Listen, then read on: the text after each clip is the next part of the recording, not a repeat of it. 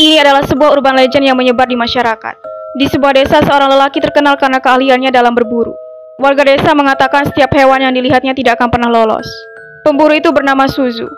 Di lain waktu, tiba saatnya kelahiran anak pertamanya. Istrinya baru saja melahirkan seorang putra, dan bayi itu diberi nama Kido. Saat usia Kido semakin bertambah, orang tuanya baru menyadari bahwa ia mengalami keterbelakangan mental. Ia adalah seorang anak yang istimewa. Tidak ada anak yang mau bermain dengannya. Anak-anak itu mengira ia aneh.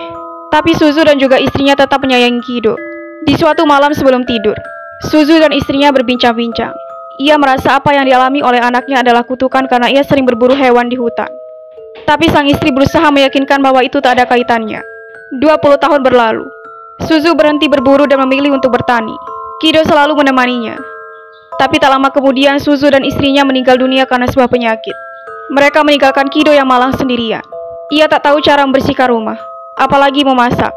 Selama ini ia bertahan hidup karena belas kasih tetangganya. Pada suatu hari musim dingin telah tiba. Kido jatuh sakit. Tidak ada tetangga yang mau merawatnya. Sampai ketika pintu rumahnya terbuka, seorang wanita cantik muncul. Ia memperkenalkan dirinya dengan nama Yun. Yun bercerita bahwasanya ia adalah kerabat jauh ibunya. Ia merawat Kido dengan tulus. Ia membereskan rumah dan juga menyiapkan makanan. Sampai akhirnya Kido telah sembuh. Para tetangga bersyukur karena sekarang Kido sudah ada yang mengurusnya. Tetapi tetangga yang lain menceritakan hal miring. Sampai pada akhirnya mereka memutuskan untuk menyiapkan pernikahan sederhana. Beberapa waktu setelahnya, pernikahan sederhana itu dilangsungkan. Kido memiliki istri yang cantik. Para tetangga bergembira atasnya. Hari-harinya ia jalani dengan bertani. Pada suatu hari ketika ia akan berangkat ke kebun, ia melewati segerombolan preman. Para preman itu menggosipkan Kido. Saat melihat Kido yang berangkat ke kebun, mereka menyadari bahwa istri yang cantik sendirian di rumah. Dan saat itulah timbul niat jahat di antara mereka. Mereka mendatangi rumah Kido. Saat itu Yun sedang menjemur baju di belakang rumah. Ia mendengar suara ketukan pintu. Suara dari luar mengatakan bahwa mereka mengantarkan Kido yang terluka. Dan karena mendengar hal itu, tentunya Yun tidak merasa curiga. Ia membukakan mereka pintu. Mereka mulai memeganginya, kemudian menjatuhkannya di lantai. Saat Kido baru saja memulai aktivitasnya di kebun, ia dikejutkan dengan patahnya alat yang dibawa. Ia merasa bahwa itu adalah pertanda buruk. Pikirannya langsung tertuju pada Yun yang sendirian di rumah. Ia bergegas pulang.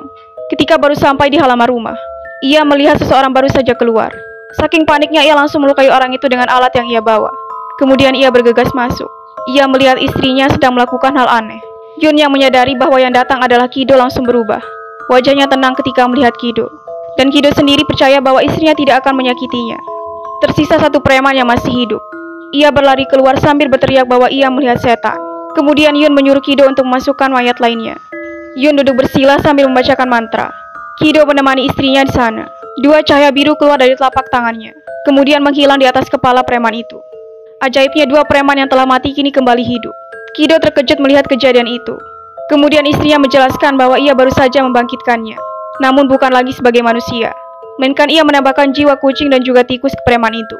Ia juga menjelaskan kepada Kido siapakah dirinya sebenarnya. Ia sebenarnya jelmaan peri rubah. Ini semua ia lakukan karena bentuk balas budinya. Ketika dulu ayah Kido berburu, ia menemukan seekor rubah yang terluka. Rubah yang diselamatkan oleh ayahnya adalah nenek moyang dari Yun. Preman yang selamat itu terus menceritakan apa yang ia lihat. Namun tidak pernah ada orang yang percaya dengannya. Orang-orang menganggap ia gila. Sedangkan 2 preman lainnya, salah satunya yang dimasuki jiwa kucing, ia sering duduk di atas tembok.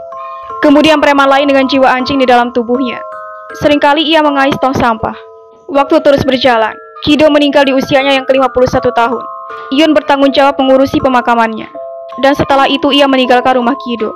Orang-orang mengatakan ia tak pernah menua.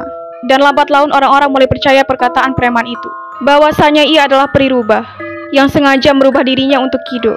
Dan itulah cerita yang tersebar di masyarakat.